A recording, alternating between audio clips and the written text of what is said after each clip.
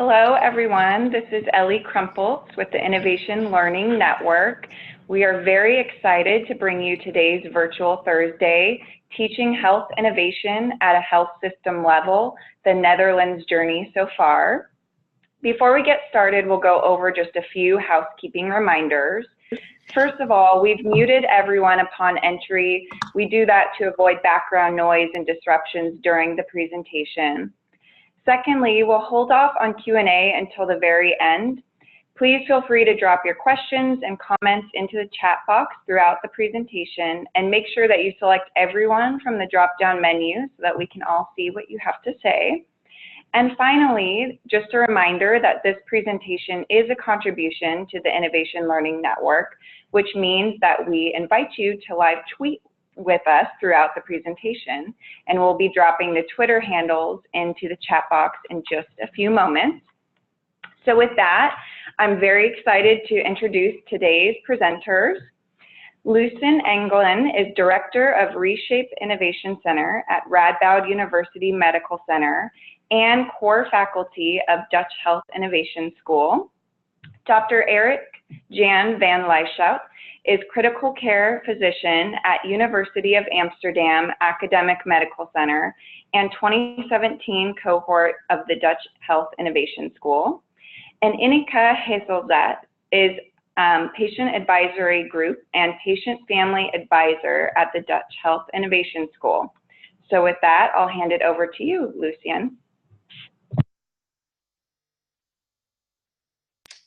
Well, first of all, thank you very much for making this possible again. I'm thrilled to share with you some of the things that we've been doing. I might want to add that Ineke is also one of the participants of the first cohort of 2017, so she's joining us as well. She, as always, she has multiple hats and is very energetic to help us with all of these things. Let me run you through some of the information and also the backgrounds of our Health Innovation School that we just started this year in a first, let's call it, beta program. It all started in 2016 when we had a chat with the Ministry of Health, and we're trying to figure out what we could do to help the future leaders within government, within health institutions, but also, for instance, at health insurance companies to even better understand how to work with these kind of things. So that brought us to the notion and also the ambition, actually, to create a first tryout with a program where we would try to assimilate all kinds of information in terms of learning about innovation, not only from the Netherlands, but also from abroad, and bring those things together. The first step that we've taken was for 50 future innovation leaders in the Netherlands. And our application system went open, and the only thing we did was, let's say, market it through social media, and we were completely flabbergasted that more than 300, and I think even 350 people applied to be part of the first beta program on that. That's also one of the things that I will touch on. Thirdly, I also will share with you about the 3 streams that are incorporated in our program, and also about the team and how we try to build that, and also, of course, the next steps into it. So, to be quick, first of all, not only from Simon Senate, but why, the how, and the what. Like I said, there's all kinds of change in society, but of course also within healthcare that is still being approached in a traditional way. Although we know that disruption is ahead, and we also see that in our own society from multiple angles, it's not really the modus operandi within healthcare. And I completely understand that from one perspective. It's a tough job, and even when you look in the Netherlands for the physicians, it's like 40% administrative tasks that you have as well. And then next, you also should be innovating as well. So we said, let's try to create this prototype in 2017 and make it an open source as of 2018 and further on, and hopefully spreading that not only within the Netherlands, but maybe even also internationally. So we've selected very cautiously 50 learners in our primary cohort cross healthcare. And as our Secretary General and also partner in crime, Erik Gerritsen from the Ministry of Health said, we need to have the whole system in the room. Not only so we have a better understanding, but also the way to make connections, and I'll get back to that in a second. So it's not only to be trained in the mindsets, but also the attitudes and the concepts that are spread all over the world already. And you can buy zillions of books about innovation, but what does work? What does not work in healthcare? And what does work in the UK that might not work in the Netherlands, or the other way around? So what are we doing? We try to create a social learning program. The current and future leaders will have been immersed in a different kind of program that Zena, together with Karen van Ruijten from the Ministry of Health, have carefully created and crafted, and that we are improving on a daily basis. So we actually are trying to build what we like to call a social movement for change. So the objective is, and it's our starting objective, to really establish this first training system that partially is physical, as in person, partially is an online, but also is a connecting way to create these communities across the healthcare continuum in the Netherlands, with the focus on how to innovate. And there's no one size fits all. There's no one solution for it. It's more like we want to show you the tools that are out there, and you have to choose what's the fit for your organization in this phase at that moment, and also that's the nearest to your own heart. So we were very proud that after a very thorough process, the curriculum was mentioned in a letter to the Dutch Parliament, and with that also got the mandate to really take it on and to craft it. And Zena and Karen and some of our colleagues also from Reshape gathered all kinds of information across the Netherlands. These are some of the companies that we have been talking to, and to get their feedback and input on how to approach it. What matters? What are the learnings that you already have, and how to cope with those? And that was a very interesting one. It's not only from healthcare institutions, it's not only from government, and not only from industry, but one of the things we're most proud of, and which is actually one of the bases of our Reshape Center, is that we've done this together with patients right from the get-go. And we were very proud that the foundation ICONE, which Ineke is also part of, you have reached the maximum time permitted for recording your message. Of the health innovation. If you're satisfied with the message, press 1. To listen to your message, press 2. To erase and re-record, press 3. Can you still hear me? Sorry for the interruption. If you're satisfied with the message, press 1. We'd like to listen to your to message, remind press 2. everyone To erase go and ahead and re-record, mute press yourself. 3. Let me pause for a If second. you're satisfied with the message, press 1. To listen to your message, press Just 2. press 1. To erase and re-record, press 3.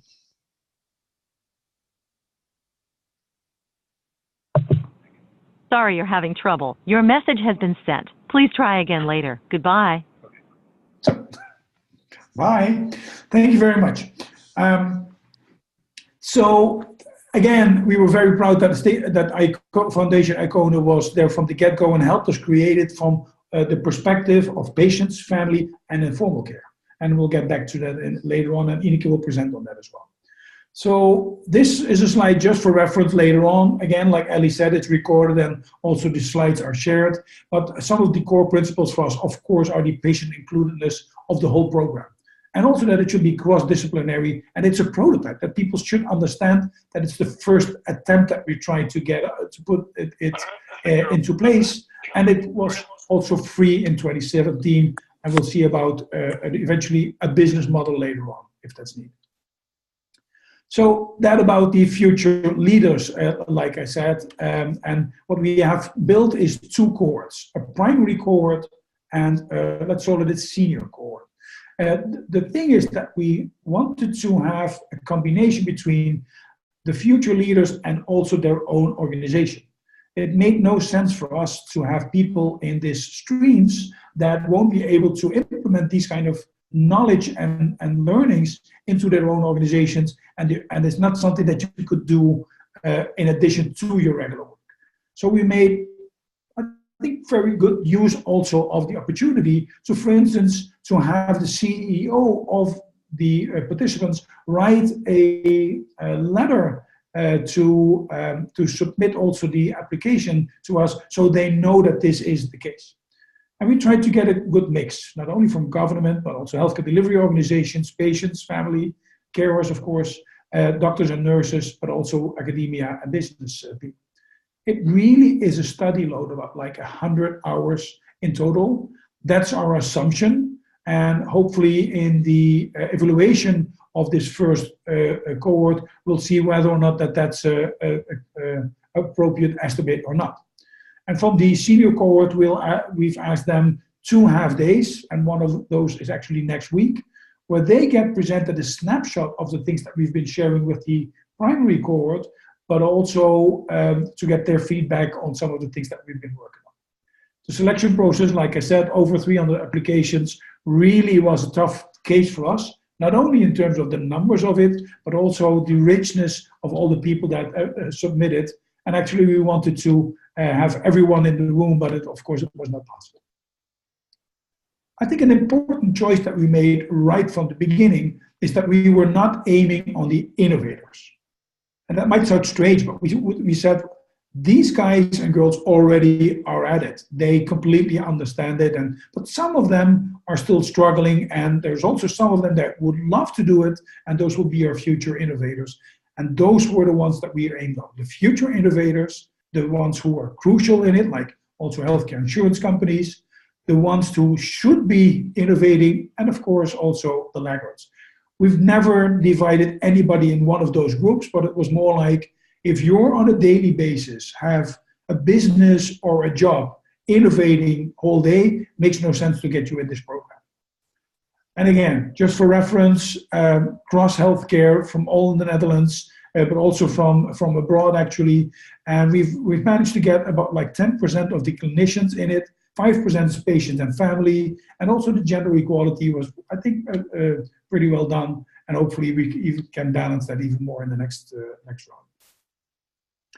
Again, this is for some reference. You can see a bit how this really played out. So in the first cohort, we had people, like we said, from academia, regulators, patients, insurance, but also from government and from the physiotherapy, and also, for instance, of course, nurses. One of the things we see is that in innovation, physicians get their role. But if it comes to the nurses' includedness of innovations, it's a tough job. Physicians can decide about their schedule a bit easier than, for instance, nurses, and that this is also a way for us to incorporate nurses in the whole innovations process. They're the ones with the biggest frequency of connections and contact moments with patients, family, and informal care, and also have very good and bright ideas, and have sometimes a bit of a different mindset in terms of speaking up, and hopefully we were able to enlarge that a bit. So about the streams that we've set up. One is the in-person session that we've set stage for, where in different 2-day sessions, people will come to Nijmegen at Reshape and meet each other and meet faculty that will be there in person or either virtual. And those faculty, I'll run through some of them later on, would present about how they innovate, what the challenges are, but also what the future will bring in that case. Next to that, we had 5 knowledge modules that I'll show in a minute. The second, and maybe even the most important part of it, is the connections. The strategic linkage between all those people now already working in these institutions and government and other parties now have the opportunity to reach out and connect. And what we all see in innovation is that a lot of the time people say it's not possible because, and then you can fill in the blanks, like the government doesn't want it, there's no legislation. Interesting enough, in the room would be people from legislation that could say, well, that's not the case, let's fix it. And the third is an action project. It's a project structure that we say, well, let's bring all the knowledge that you have in practice. And it's not like if you're winning or losing this, it's more like experience also the toughness of some of the innovation things that you need to know to get from the knowledge into skills, and in the end of the day, to make it use as if it is of yourself and the next behavioral thing. So the modules as the health innovation fundamentals that have been taught also how to enable the culture and the mindset and the behaviors. Then we've crafted the Health Innovation of Innovators Toolkit, and of course also about how to organize innovation and also the future of technology in that. It's the most emphasis was on module 2. Again, this one's for reference. So these are some of the guest trainers, Dutch guest trainers, former members from parliament, people who run health innovation blog, people from the ministry, people from care, from cure, patients, family, informal care, clinicians, design thinkers, all you can dream of. And from our initial cohort, and luckily I've seen also that some of those Heimerlies, for instance, are also in this call, have joined us and were as good as sharing their knowledge with us and also with the cohort, how it plays within their own country or in their organization or the learnings that they have been made. All the sessions have been recorded also, so each and every one could scroll them back. This is one of the samples of a one-day training program, just to give you an idea on that, where not only there's a richness of breaks to have interactions themselves, patients, family, or informal care will share about their learnings as well, but it's also trying to find a balance between sending and also the interactive sets on it. And we also see that this changes gradually as we go through the program. We had the kickoff on June 14th, and of course we're now in the midst of September. Just last week we had again two great days with this group, and it's a mutual learning, not only for the cohort but also for all of us, not only for creating this program but also on how to innovate in our own companies and organizations. About the connections, it's not only about the physical connections and the in-person connections. We also embrace and also encourage to use social media learning model. I remember clearly what happened when we said we will not use email, we use Slack. And there were a couple of people that were very reluctant and resistant to it. And luckily enough, by now already everyone is using these kind of technology. And it's not only that we wanted to use Slack, but also to show how you could use these things in your own innovation practice. Also, for instance, for the use of images on Pinterest and Flipboard, and of course also in Pinterest, also innovator tools to share. So the action project, like I said, the objective here is to use the tools and the technologies and to incorporate patients right from the very first start in a sample project that you would love to run. And it's very interesting to see now how this evolves. And we had a coaching session with the coaches yesterday, and you see clearly the process that is being made. The projects, again, here just as a glance, are from all kinds of angles, from integration of technology to how to use a shift in tasking or the use of multidisciplinary COPD care and other business models, of course. Sparkboard is also the place where we asked to submit the projects that people would like to work on, and you could vote for them, and you also could admit yourself to say, hey guys, this is what I really want to be incorporated in. I'm in this team and I'm helping them succeed and be part of it. So this is not an easy effort. It's not the three of us like Zena and Karin van Ruiten and myself to pull this off. This really takes a huge effort. And again, we were very proud that not only Iconi, but also a lot of other people have joined us and brought great knowledge and perspectives into it. And Ineke will touch on that, so I will leave that for now. But also the coaches. Also coaches from all kinds of corners from healthcare organizations, insurance companies, again, Icone, the ministry, from corporates like Philips, and also the Dutch Heart Association, for instance, joined us just as also Rockstart, our startup accelerator, did, and share their knowledge and time effortlessly to get a better program. So we're aiming now, what's next, to October 17th, where ILN at one end and the Health Innovation School will meet. And I'll get back to that in a second, but I think this is the moment also where I would like to hand over to back to Ellie at first, or maybe directly to Ineke. I don't know. Ellie, maybe you could help me on that.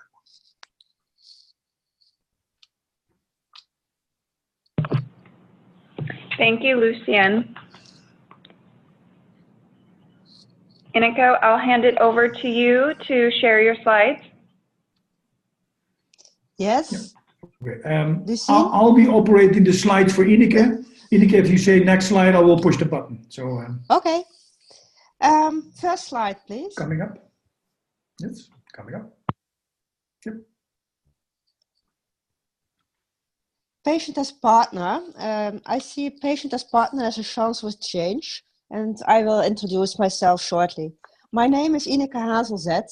I'm patient advisor, coach, and participant at the Health Innovation School. I studied German linguistics and literature, and I'm a full-trained teacher. Since 2010, I'm involved in the value-based patient-centered healthcare movement from a patient's point of view.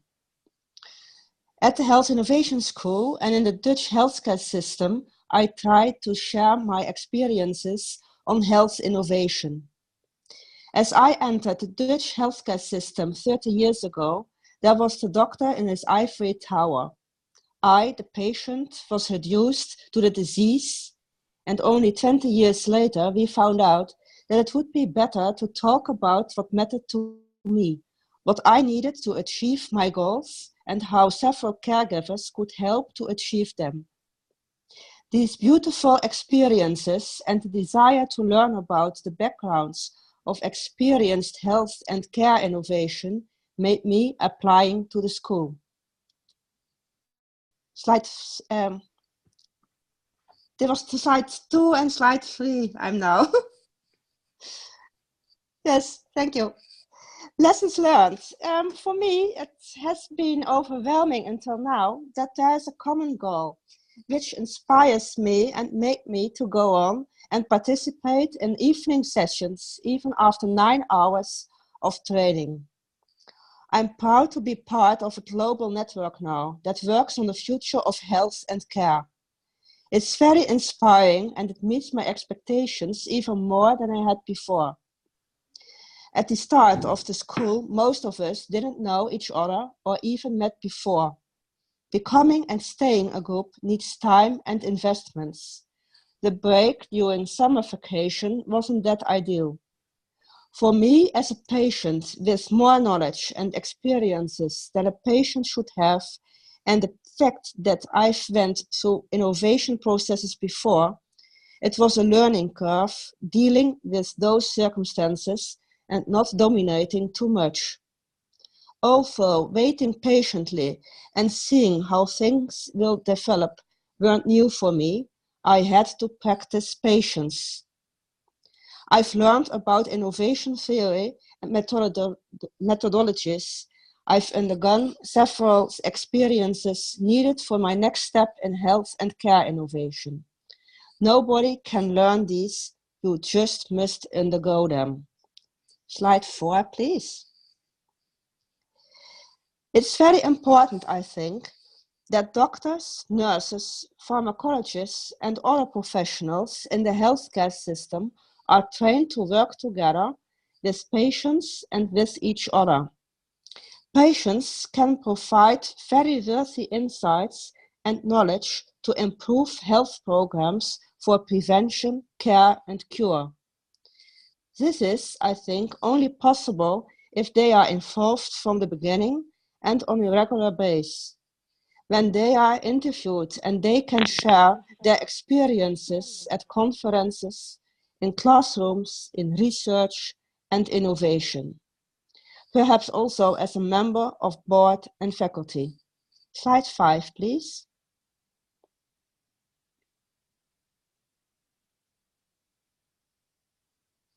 Patients and family members were involved in designing the program for the Health Innovation School.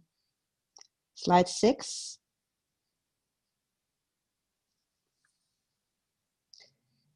Patients and family members are involved as coaches. Next slide, please. And trainers.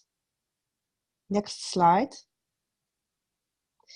They provide mandatory patient experience tours. Next slide, please. are participants in the Health Innovation School, and some of them are project owner. Next slide, please. Some tips I have for other patients or clinicians who are looking to get this kind of training. Being open-minded, in for something new and probably totally different to daily work. Seeking for a sustainable new way of working. Seeing people with a different background as partners. The new era in which we work together is now. Let's not talk about what is good for patients anymore, but let's talk with patients about what matters to them, what they need, and how we can help. Next slide, please. For later on, for the question and answers round, I have a starter. How do you ensure in a sustainable way that patients have the possibility to share their patient's experience to improve your product, your organization, or your work with patients? Back to Lucine or Cynthia or Ellie. Maybe I could just add one thing, Ellie, before you take it over. One of the things that we never could have come up with is that from the sessions with Icona came the idea to invite the colleague participants into their own homes of the patients, the caretakers, and the informal caretakers. And that tour, that experience tour, has a profound impact on those participants that really have joined into that. And this is something that you cannot imagine yourself when you as professionals gather together and sit down and say, well, how would we create something like a health innovation school without patients? Again, thank you very much for that, Ineke, for you and your colleagues to be open to that. Back to Eric. You're welcome.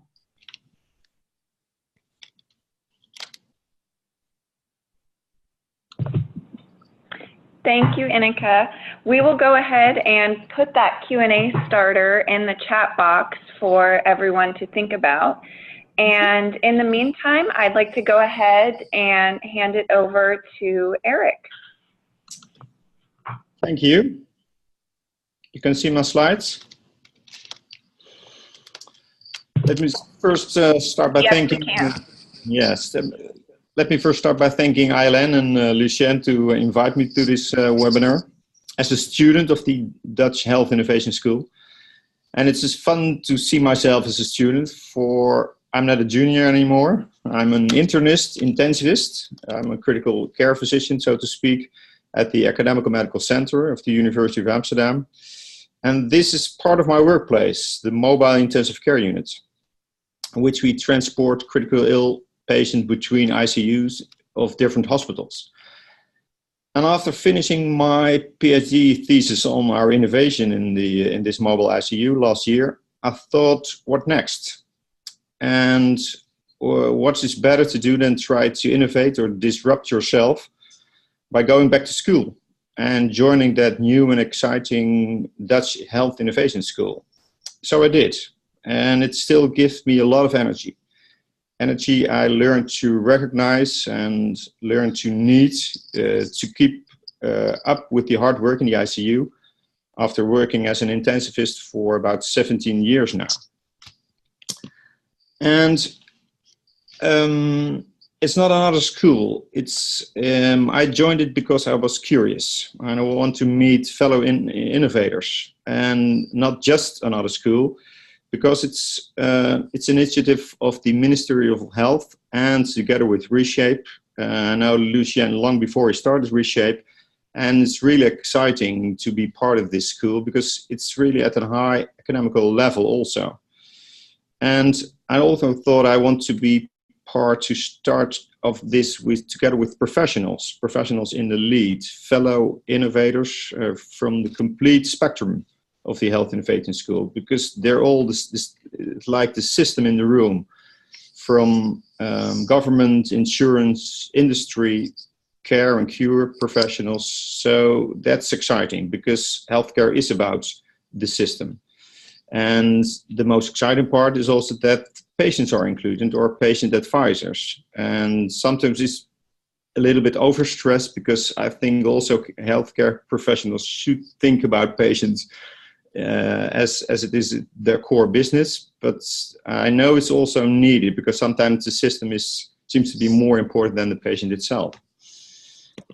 And Lucien already told us how we get the thing, how do we learn? It's a combination of in-class meeting and online webinars, and we learn about Zoom, we learn about Slack and all other kind of software we can use also in our healthcare innovations. It's interactive, it's extremely interactive.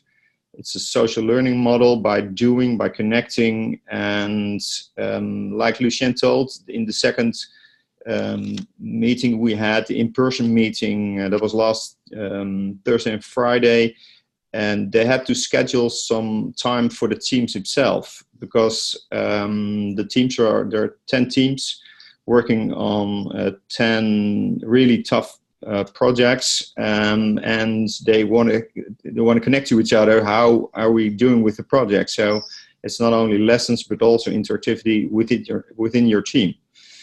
And what do we get?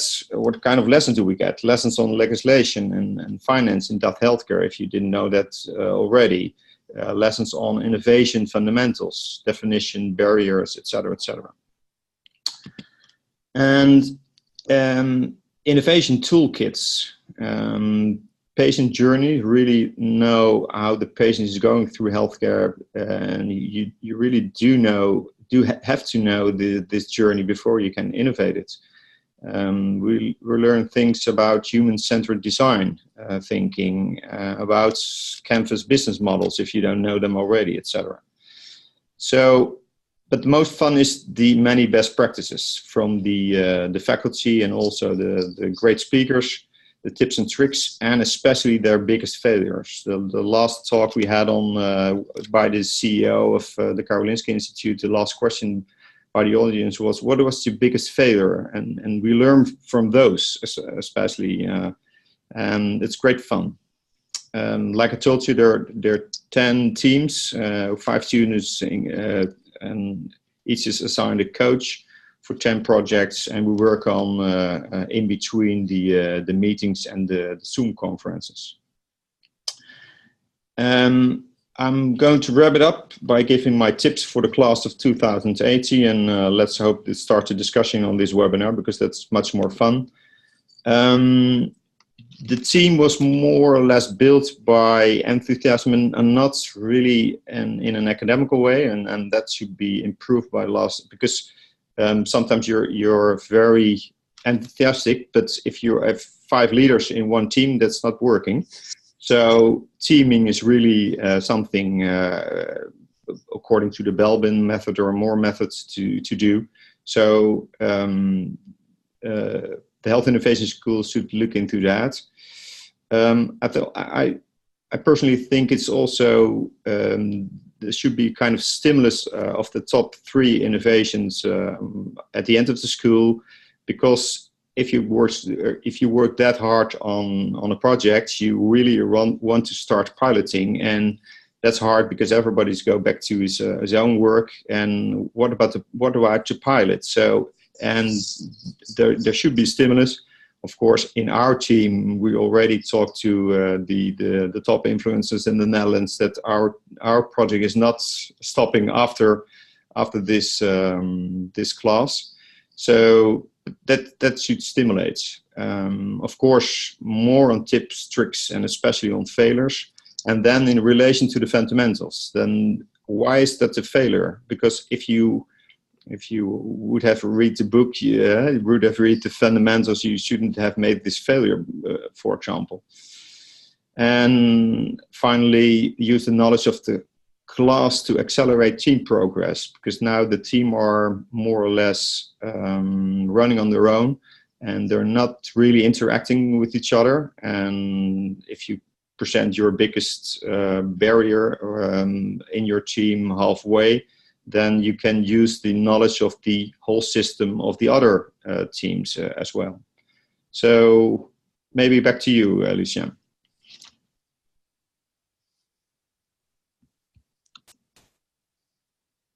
I think Ellie is going to take us into the next step. Thank you, Erik-Jan. Yes, thank you to all of our presenters. So now we'll go ahead and move into the Q&A portion of this webinar. So please do feel free to drop your questions into the chat box. There have been several that have come in already, and I'll get us started with the first. So here we go. The topics tackled by the students are complex and large. I love that. However, how does that fit with the time frame of the innovation school? Realistically, you could only make baby steps of progress. What was your experience with the topics, and would you pick these types of topics next time around? So let me first try to take a stab on answering that, and then thank you, Melise, for the question. That's it's spot on. Let's be honest also on that. The thing is that we said there's also something happening out there that we like to call an exponential growth curve and all kinds of developments. So would it be possible to combine at one end the knowledge about how to innovate at one end, combine at the other end with actually big challenges, grand challenges actually? That was the assumption. So we've created this board where we said these are projects in these realms that you could choose from.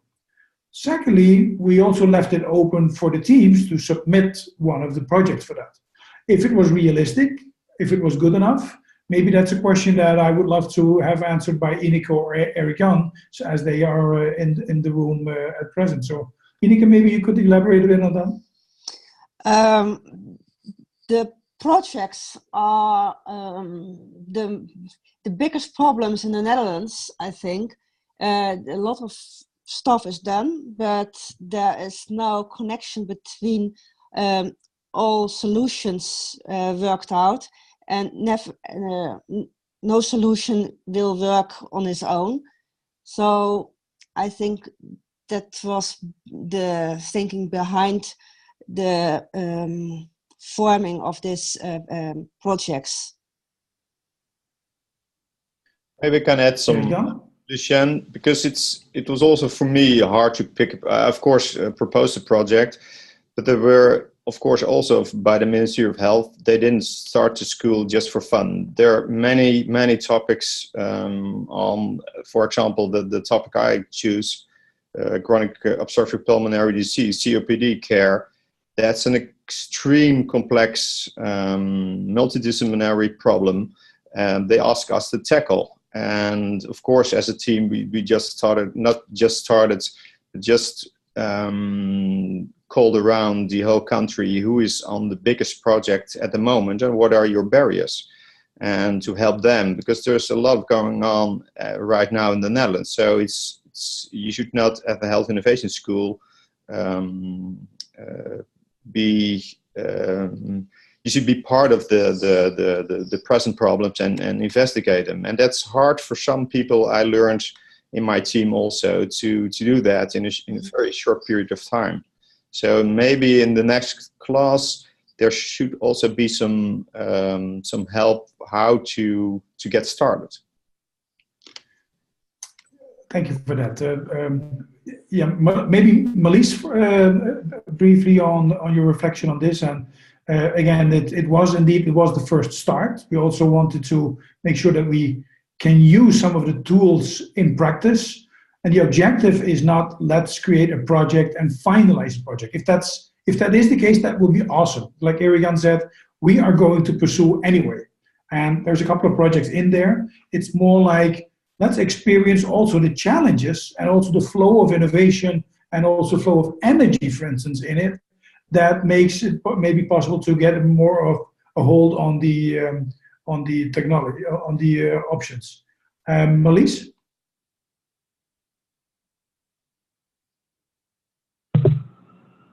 Thank you. For those who would like to ask. Hi, sorry, I just found the unmute button. Thank you for this. I guess in my world, I've noticed that this is such a new way of looking at things that sometimes the less complex projects are okay as well, to kind of get your hands dirty and to see some change and some outcome. Because I want to change the world as well, but I've had to tackle less challenging topics, I guess. Thank you, Elise. It's a great lesson for the next time, and it's also one of the things that we will try to evaluate with the group once we have this. We wrap up this first round. Ellie, back to you. Great, thanks. And just an invitation to everyone on the line that if you'd like to unmute yourself, you can do so by pressing *6 and ask a question verbally. But we have another question in the chat box here that says, is there a learning framework or competency framework for health innovation that you are using or have developed? Again, a great question for that. Actually, well, there's two ways to answer this. One is that we've been shamelessly stealing from all kinds of frameworks across the world, because we said we want to give our group a flavor of everything of a lot of things that are possible. With that, actually, you are creating a framework that could work possibly within the boundaries of your geographical location or the organization perspectives.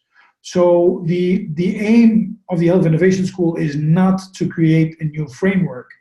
It's more like showing what's possible, pick the ones that you think that would work for you or for that project, and share with us as well your experiences in that. Again, it's a 100-hour effort, and I could expect that it's even way more if you really start calculating for that for the participants. So you won't be able to create, although it's 100 hours, a completely new framework. It's not the objective. It's more like we said, the 3 phases. Giving the knowledge, making the connections, and really to dive into it. Excellent. Thank you, Lucien, and really appreciate that. And I do think out of all the work that you are doing, you are evolving, whether it's a new framework or you're evolving a collection of directions and ways to build and advance health innovation. So I think it's fabulous. Thank you. Maybe I can add to that the Health Innovation School is an innovation itself, because it's new that we in the Netherlands we learn how to work together in innovation and setting up the network. I think that's the most important thing.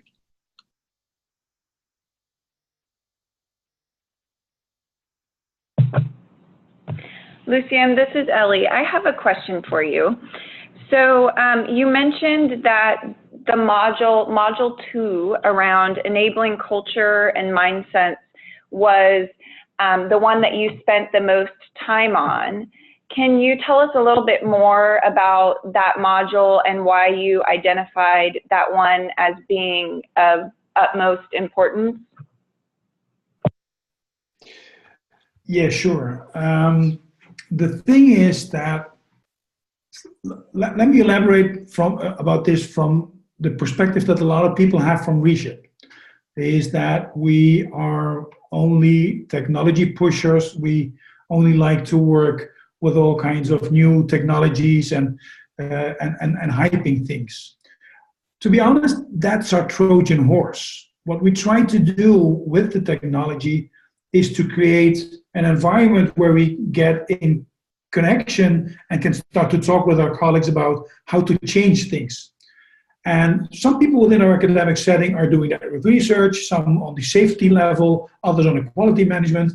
And we are using new technology, not only to show what's out there and comes to us in a couple of years, but also we've noticed that it's an easy way to get in connection and start talking about these. So back to the question, what we sense in every project that we do at Reshape, it's not the technology. It's not the legislation, it's not the finance, it's the culture. It's the culture that's blocking things. It's the culture that's blocking progress. It's the culture that keeps us away from doing the things that we should be doing. It's a bit like, I've sometimes in my presentations use a slide based on one of the laws of Newton that says opposite forces, and I'm looking for the right English word, kind of diminish each other or something like that. And that's exactly what's happening within healthcare. There's so much going on and everybody has his own agenda for it that you have to break through it. And that's, again, that's not about money, it's about leadership, it's about strategy a bit. Let me pull up a slide for it, if that's possible, for a second, Ellie. Is that possible? Yes. You'll just have to share your screen. I will, yep. This one away.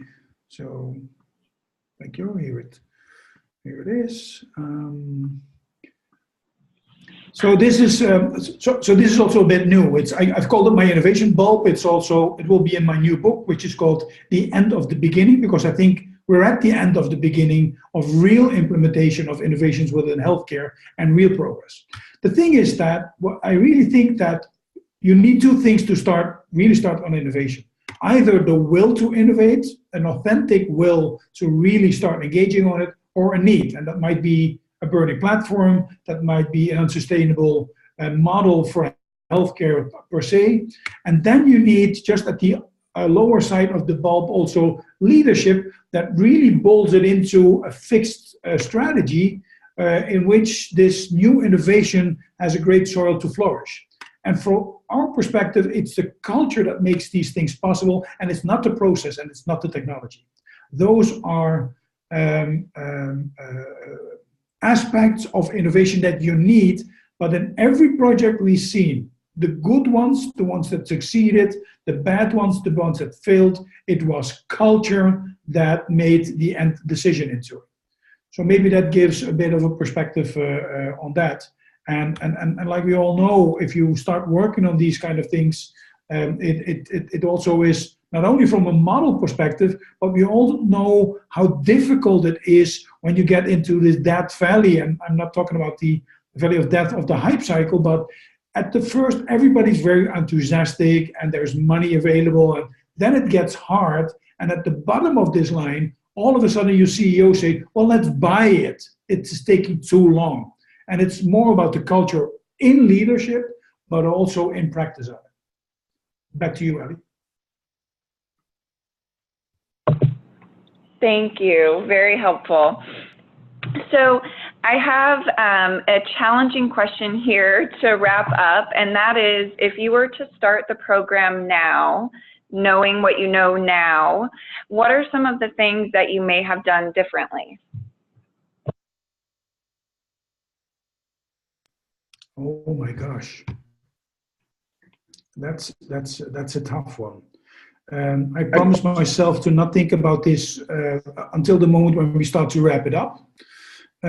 So that's one. Secondly, I think that the best feedback we should get should be from our participants. And the third thing, trying to answer your question a bit, is that I don't think that we would handle the process, although there's some logistical kind of things that we all know, but that's not your question. I think we've kind of taken a jump on it. We said, well, you can start elaborating for a year in how to create this and make a framework for it. And we said, well, hell no, let's just jump on it and do it. And if it's not good, we'll figure it out. Meanwhile, these are smart people that are applying. We try to get it up and running, and we are able to have a good conversation into it. And we've seen it also evolve over the first 4 days, and sometimes even on a daily basis, where also the group, like Jan and also Ineke said, we needed more time as teams. Okay, fine, so we'll skip one of the modules. So we've created a flexible program that was fixed in some parts due to also constraints with agendas from our speaker and faculties. But I hope we were able to crafted. It's a bit like building a plane in midair, to be honest. But for me, up until now, it feels good. Is there improvement possible? Yes, zillions of it. And we'll get to that once we've wrapped it up, and also to see the impact of it. And that's something that we already see happening in daily practice in the Netherlands, in the healthcare systems, is that participants already are starting to work together in their day job in improving healthcare. And it might not even be an innovation, but more about the connection. And that again is, like we said, we also try to emphasize on the human connection that this innovation school brings. Abby? Lucien, may I add the fact that, like I said, that this health innovation school is an innovation itself. And that is the example that you should also start with a 6 and achieving a 10, but not wait till it's a 9 or a 10, because otherwise you won't start. Then there are always barriers, always things to improve, but just let's get started. Not with a 5, but with a 6. And I think it's at least a 7 or an 8. So there's still, of course, because it's first year, and you will learn from all the tips from all the participants. And that's innovation itself. Wonderful. Well, I will give this presentation a 10. And I would like to thank Lucien, Ineke, and Eric for joining us today, and for Zaina, who is on a plane somewhere over the Atlantic, for coordinating this session for us. As a reminder, today's session was recorded and will be available on our member site, so please visit members.iln.org.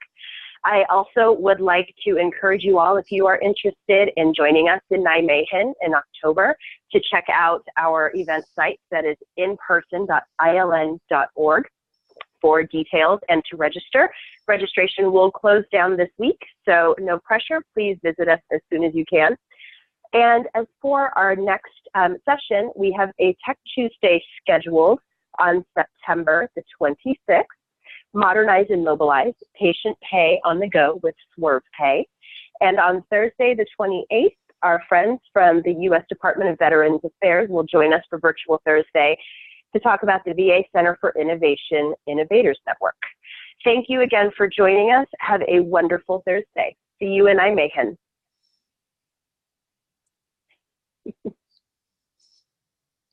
Thank you very much.